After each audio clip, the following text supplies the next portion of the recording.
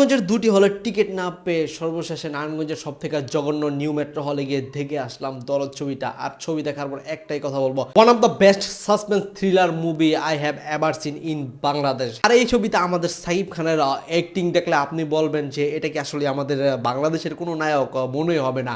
আর সাকিব খানের এই ছবিতে একটা সিন আছে যেখানে আপনি বলতে বাধ্য হবেন যে ও মাই গড কি দেখলাম।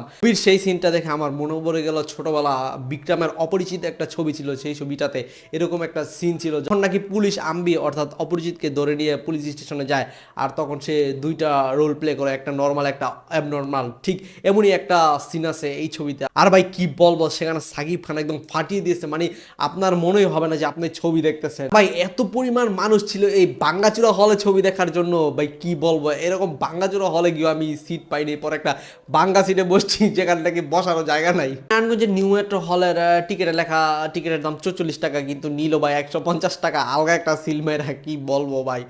তাও ভাই ছবিটা দারুণ ছিল, যার জন্য 150 টাকা গায়ে লাগতেছে না। সো আপনারা চাইলে কি এই ছবিটা দেখতে পারেন। বাংলাদেশের সকল সাকিবিয়ানদের বলবো ভিডিওটা যত বেশি পারো শেয়ার করো। এলাকায় পলিটিশিয়ানদের মিছিল টিছিল চলতেছে, চিল্লাচিল্লি, তাই আজকে একটা রিভিউ ভিডিও বানাইলাম না। কিন্তু তোমরা যদি এই ছবির কোনো রিভিউ ফুল চাও তাহলে কমেন্ট করো, আমি কালকে ফুল রিভিউ দেবো।